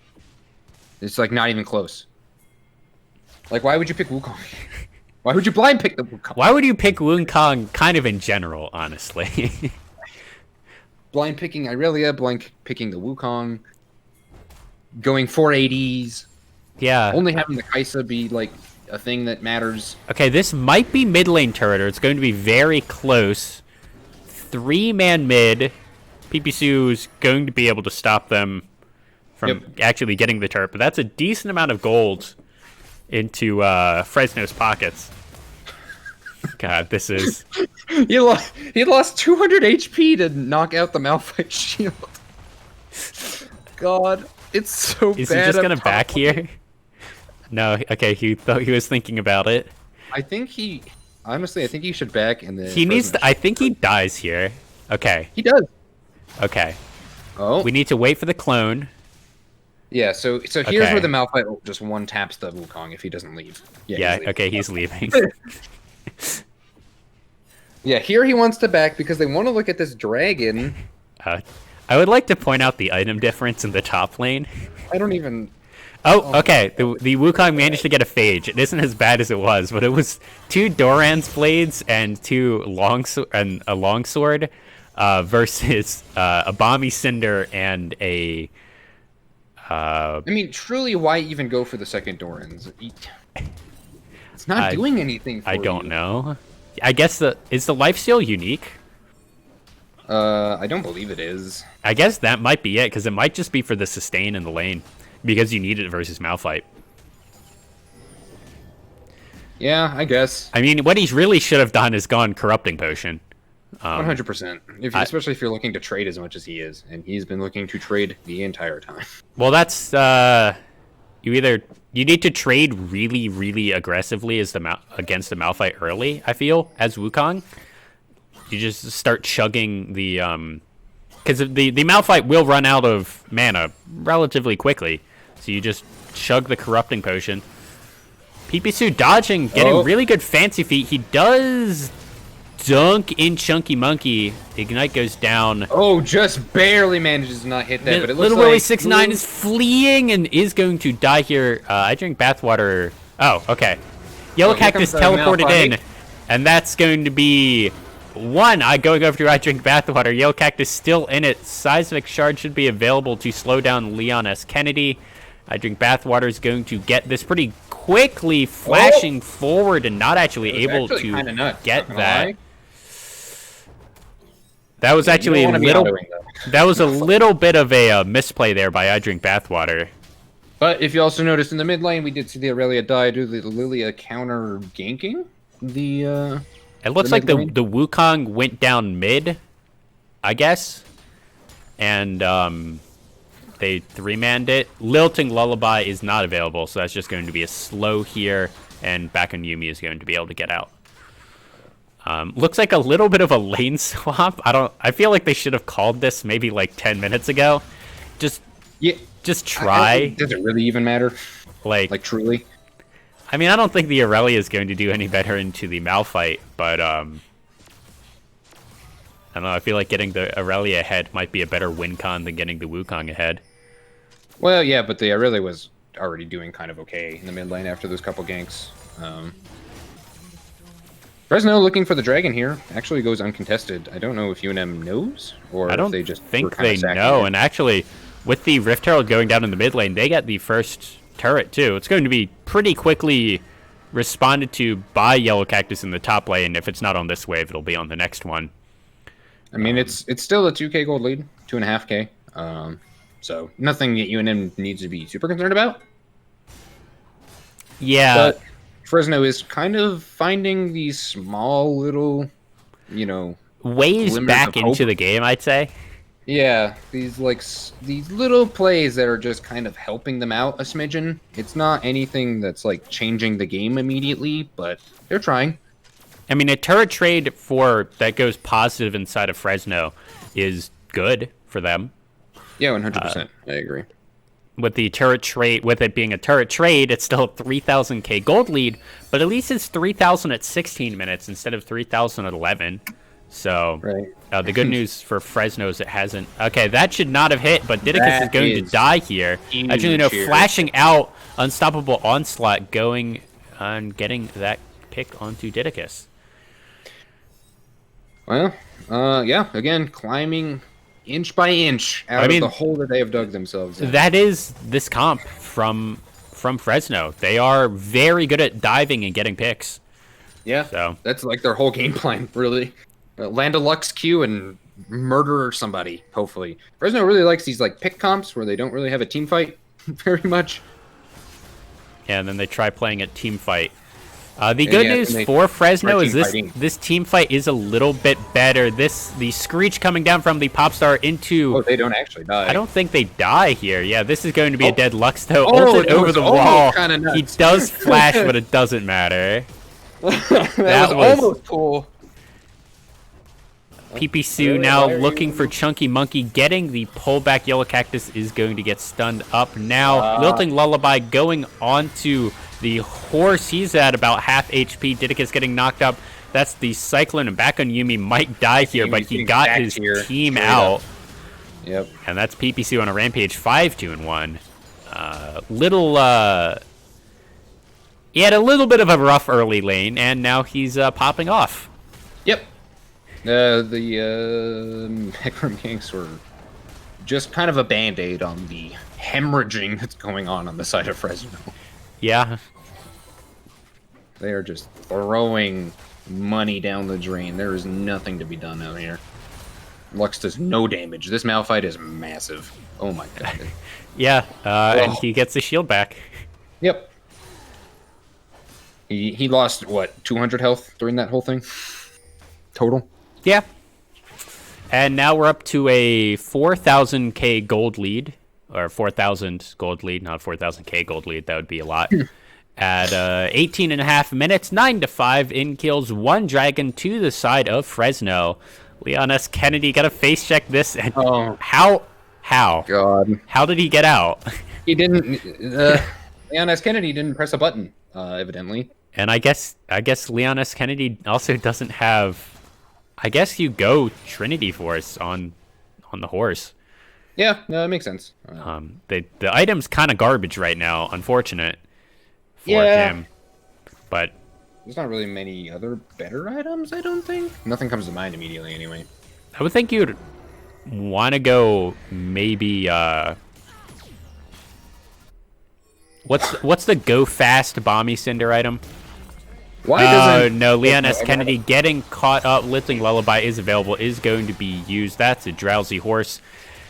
And he really didn't need to flash there from Yellow Cactus. But the good news is he's on the correct side of the wall to run down Bakanyumi. He's running away from I Drink Bathwater. Didicus still here. Does not matter, so. And while that's happening, PPC is running down this Lux. That ult did not do all that much. Ult. Oh my god, that actually did land. And that's a 4-for-0 for the side of UNM Esports. Baron available in 10 seconds, and Icy pings onto it. This game is over. Unfortunately for UNM, their Baron take is bad. Yeah, it's atrociously slow, but honestly, they don't even. Yeah, they have such big people on their team that they could just tower dive. This is a 5,000 gold lead at 20 minutes. Chunky Monkey 50 is in this in this bot lane, is going to get this tower. Does have a 50 CS gold lead to himself, so he is pretty. Yeah, but that put them about even with the set. Puts them, yeah. Except not, because Set is level 13 and Chunky Monkey 50 is level 12, so Set's still ahead. Yeah, Set's still ahead off the kills. You get a lot of XP off kills. Gold-wise, pretty even as well.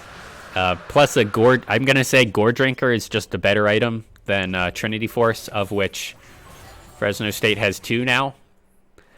I feel like I don't know Aurelia builds, right? She used to build T-Force, but not anymore. I feel like you should be going Gourd Drinker on her. Just like 100%. Kind of in principle, like it's a good item. If not Gourd Drinker, the oh gosh, I forget the. That was a little troll there from I Drink Bathwater, actually saving Hecarim there from the Lilting Lullaby. Little rough. A bit of a miscommunication there. Yeah, a sleepy pony on the wrong side of the map. That's a relatively large cooldown down from Didicus. I don't think it matters. No, 100% does not. Fresno looks like they wanted a 5-man PPC. Probably would have worked.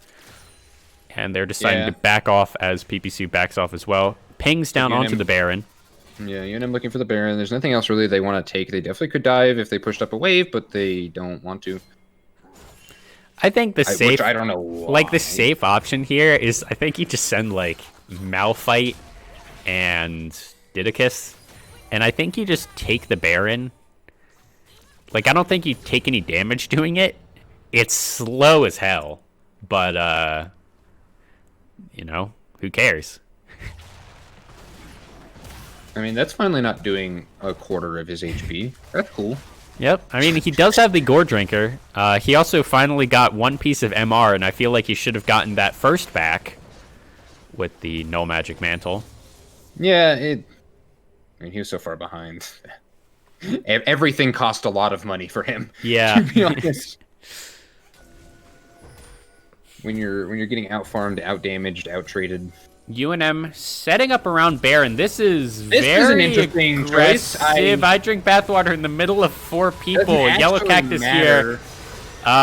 Lilting Lullaby only hits 1. Why is he spinning while asleep? That's really weird. The Hecarim's kind of in the back line. Yellow Cactus going to get a kill. Now Hecarim goes forward. Lux 8 laser, I don't think hits anyone. Headbutt hitting. Pulverize not hitting. Doesn't matter. The Swirl Seed does hit. And that actually would have been a really good fight for Fresno if they weren't, like, 6,000 gold behind. Yeah, if that was even, that would have been really good. But they're not. They're not even at all, and they just ended up losing all of that. I have a feeling that when Lucid, oh whoa, typed in the chat, yo, check out this play that's about to happen, I'm thinking he was meaning that headbutt that he... Yes. It was definitely a questionable headbutt with, I don't think, any vision, but it worked out because just so far ahead. He just presses the R button and doesn't Why are die. they stopping the Baron? That's a good question. I mean, actually, I guess it doesn't matter, but kind of just, why? Yeah. I mean, they definitely could have done it, I think. But maybe they wanted to reset, get their health bars back up before... I don't know, because they won that team fight and then just didn't do anything with the team fight win. Yeah, they just kind of took the money and ran. Which... I definitely think they could have gotten the Baron. The Malphite was full HP, or at least came back with full HP. Huh. I guess their Baron is just really slow. Yeah. On some level. Like, it's, like, abysmally slow. But they still could have gotten it. I mean, they also have, again, we were saying Leon S. Kennedy was, he was ahead in the early game by a couple of levels. And now Didicus is 2 levels ahead, almost 3. That's because Leon can't go into his own jungle. He has no hopes of farming anything. He cannot kill... Like, he went on to the Seraphine last fight, but couldn't kill her. So there's nothing that he can do anymore. His whole deal is just gone. He's out of farm, out of hope. Another thing I'd like to shout out is UNM Esports bot lane has fairly quietly this series done really well. Like last game in lane, they did really well. As 100%. The Kai'Sa picked up all the kills outside of the lane. And now in this lane, I mean, they got a little bit of help from Didicus, but, I mean, that's fine. Pipisu finding back in Yumi, I think... Back in Yumi, why are you trying to fight this? Kai'Sa pushes that's Lilting Lullaby going not quite down, headbutt pulverize, and that's a dead Kai'Sa, a dead Wukong, and now it's going to be a dead horse. Go to the glue factory for you. Just a little bit more, and the Rock Solid going to pick that one up. And of course, it's a Mountain Soul, because UNM needs more armor and resistances. Well, I guess Fresno should have thought about that before they picked 4 ADs and a Lux support. Okay, honestly, if I was... Why didn't, like... Lux can do a lot, but they should have gone Brand. Like, I feel like Brand... Swain. Like, Brand... Morgana, solo... I've seen Brand solo carry so many games from the support position, because he does a dumb amount of damage. And like, actually, looking at it, Zyra could have been really good here. Yeah. Especially because problem. UNM just kind of wants to run at you, and Zyra's really good at that, like stopping that. UNM's Baron actually not as slow as I thought it was. It might be because they're so far ahead, or it might just be because it's 26 minutes, a completely reasonable time to get Baron in. And Fresno, I don't even know if they knew, and if they did know, I don't think they would have done anything to stop it, or they couldn't have done anything to stop it, really. So,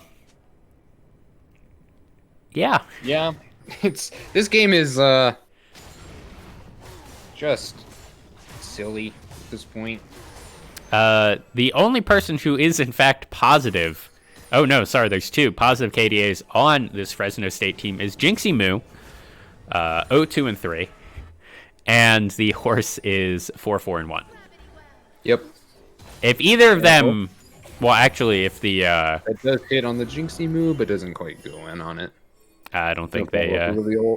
If you're just throwing the swirl seed down lanes, I think you just, unless you hit multiple people, you're not doing much. Yeah, so here UNM should be looking to dive. They got Baron minions. They can just. There's the Lilia ult. Maybe not. Nope. Fresno's just backing off. Yeah, 100%. So the real question here for Fresno is, when do you fight it? Yeah, when do you fight it? Okay, and this is when you fight it back in Yumi, going in, getting a pretty big ultimate there. They screech from the pop star in the bot lane, getting that. Pipisu godlike killing the monkey. Monkey. That's a kill onto Chunky Monkey himself. Horse going down. Yellow Cactus flashing forward, getting a double kill. Everyone on the side of UNM is full health. And they only have the one ocean. I mean, they also have Seraphine. Yeah, they have Seraphine. They have Moonstones. That's build all their items. Well, good game to Fresno State, or a good match. Yep. That's UNM.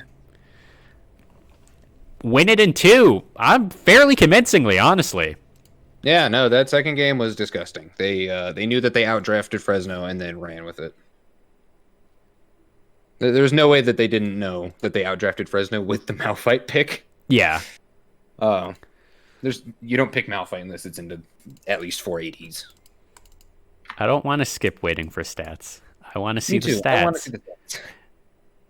The lobby might have crashed though. Yeah, the lobby might have crashed. I have a feeling that because both of us are on skip waiting for stats, we're not going to be able to see any. Yeah. We can go check their... Can we check their match history? I don't think so, because it's a custom game. Well, it was a tournament game. Yeah, it doesn't show up. Oh, it doesn't? Dang, that's unfortunate. Yep. Well, thank you all for watching.